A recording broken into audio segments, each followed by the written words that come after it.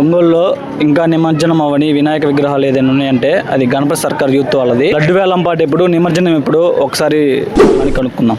అందరికీ నమస్కారం. ఒంగోలు ప్రజలందరికీ గణపతి సర్కార్ మండపం తరపు నుంచి ప్రజెంట్ అయితే మనము వినాయకుడిని రోజులు పెట్టాలని కారణం ఏంటంటే, మన ఒంగోలులో ఉన్న భారీ వినాయకులందరూ వెళ్ళాక మనం ఏదైతే స్వామివారికి ప్రత్యేకంగా అన్నదాన కార్యక్రమము ఒక 6,000 మందికి, తర్వాత గణపతి హోమము, తర్వాత నిన్న వచ్చేసి గణపతి కళ్యాణము, కోలాటం చేసాము. కోలాటం ప్రోగ్రాం కూడా ఒకరోజు. ఇవాళ వచ్చేసి మనకి గణపతి అభిషేకం అయితే జరుగుతుందన్న.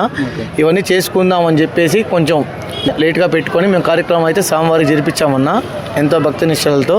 అదే రేపు అనగా శుక్రవారం సాయంత్రం అందరికీ, మా ఒంగోలు ప్రజలందరికీ అందుబాటులో మన స్వామివారి లడ్డు వేలం పాడే కార్యక్రమం అయితే జరుగుతుంది. అదేవిధంగా కల్చరల్ యాక్టివిటీ కూడా ఉంది. స్వామివారి లడ్డు పాటలో పాల్గొనవలసి ఉంటే అందరూ రేపు 9:30 కల్లా మన కొంజేడు బస్ స్టాండ్ రావాల్సిన కోరుతున్నామన్న. లాస్ట్ ఇయర్ ఎంత వెళ్ళింది బ్రో లడ్డు? మన గణపతి సర్కార్ స్వామివారి లడ్డు అయితే లాస్ట్ ఇయర్ 4,20,000కి అయితే పోయిందన్న. మన దండే గోవింద్ గారు అయితే కైవసం చేసుకున్నారు స్వామివారి లడ్డు.